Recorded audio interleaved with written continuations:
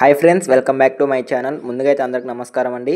So ఈరోజు తెలంగాణ నుంచి ఒక అప్డేట్ అయితే రావడం జరిగిందండి. సో అదేంటంటే గూడు లేని వారికి ప్రతి పేదవాడికి అయితే ఇల్లు నిర్మిస్తామని మంత్రి అయితే చెప్పడం జరిగిందండి. సో ఇళ్ల నిర్మాణానికి నిధులు కేటాయింపుతో కేంద్రం కోరీలు పెడుతుందని, అలానే ముందుకెళ్తామని ఆయనైతే హామీ ఇవ్వడం జరిగిందండి. సో ఆయన ఇచ్చిన హామీలను అయితే నిలబెట్టుకుంటామని కూడా ఆయన చెప్పడం జరిగింది. సో ఈ నెలాఖరుకు ఇందిరమ్మ ఇళ్ల లబ్ధిదారులను జాబితానైతే ప్రకటిస్తామని చెప్పడం జరిగింది. అలానే ఆంధ్రప్రదేశ్తో ముఖాముఖిలో రెవెన్యూ గృహ నిర్మాణ శాఖ మంత్రి పొంగులేటి శ్రీనివాస్ రెడ్డి గారు అయితే ఈ మాటలు అయితే చెప్పడం జరిగిందండి. సో ఆ ఫుల్ డీటెయిల్స్ అయితే ఈ వీడియో డిస్కషన్ చేద్దామండి.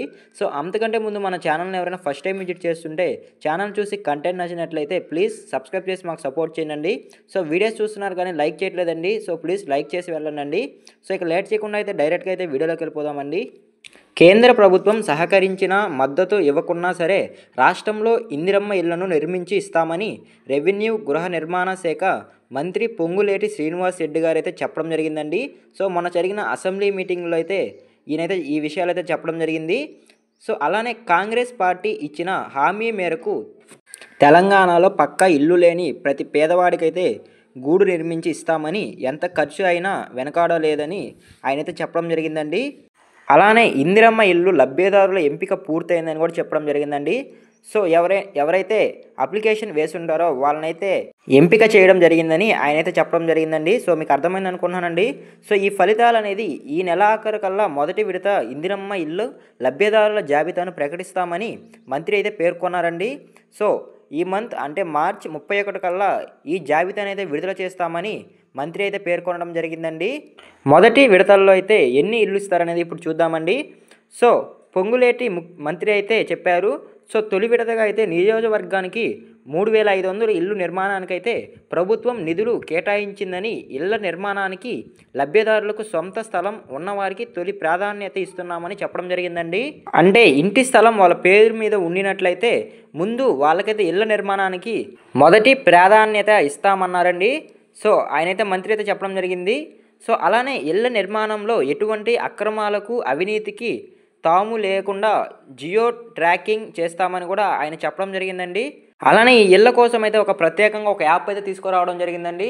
సో అంటే ఆ ఇళ్లకు సంబంధించి ఫుల్ డీటెయిల్స్ అయితే ఆ యాప్లో అయితే ఉంటాయి. సో అలానే నెక్స్ట్ చూసుకున్నట్లయితే ముందుగా ఈ ఇల్లు అనేది పేదల్లో నిరుపేదలకు తొలి విడతగా ఇళ్లను మంజూరు చేస్తామని అన్నారండి. సో అలానే ఇందిరమ్మ రాజ్యంలో ఇటువంటి సౌభాగ్యం కల్పించాలన్నదే సీఎం రేవంత్ రెడ్డి ప్రభుత్వం లక్ష్యమని కూడా ఆయనైతే చెప్పడం జరిగిందండి. అలానే గూడు లేని నిరుపేదలకు సొంతిల్లు ఏర్పాటు చేసుకుంటే ఆనందం సంతోషమే వేరని అన్నారండి. సో సొంతిల్లు ఉంటే కుటుంబం అంతా అన్ని రంగాల్లో దూసుకుపోతారని, సో పిల్లలు ఉన్నత విద్యావంతులు కావడంతో పాటు వారు తమ జీవితంలో ఉన్నత శ్రేణిలో స్థిరపడవచ్చనైతే ఈ నిర్ణయం తీసుకున్నట్లయితే ప్రభుత్వం చెప్పడం జరిగిందండి. అలానే తొలి విడతలో చూసుకున్నట్లయితే 3500 ఇండ్లు అయితే మంజూరు చేస్తామన్నారండి. సో అది అయితే ఇప్పుడు అవి సరిపోవని మరికొన్ని ఇల్లు కావాలన్న డిమాండ్ అయితే వస్తుందండి. సో దానికైతే ఇప్పుడు ప్రభుత్వం ఒక్కొక్క నియోజకవర్గానికైతే కేటాయించిన 3500 ఇల్లు సరిపోవని మరిన్ని ఇల్లు కావాలన్న డిమాండ్ ఎమ్మెల్యేలు, ఎమ్మెల్సీలు, ఇతర ప్రజాప్రతినిధుల నుంచి వస్తున్నాయండి.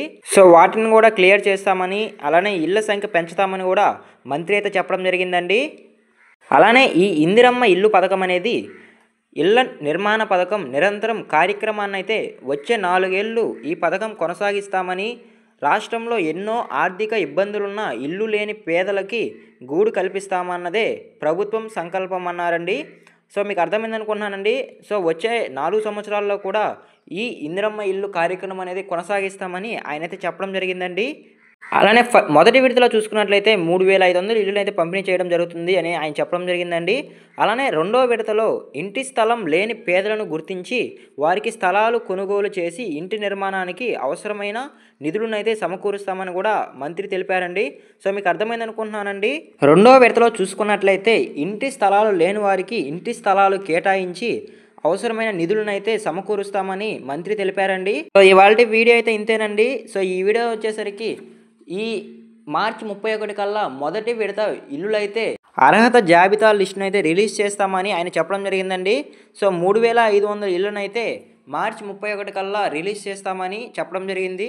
సో ఇవాల్టి వీడియో అయితే ఇంతేనండి.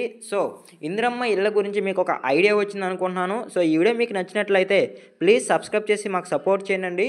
సో మరొక ఇంట్రెస్టింగ్ వీడియో అయితే మీ ముందుకు వస్తాను. అంతవరకు జై హింద్. ఎండ్ వరకు చూస్తుంటే థ్యాంక్ యూ ఫర్ వాచింగ్.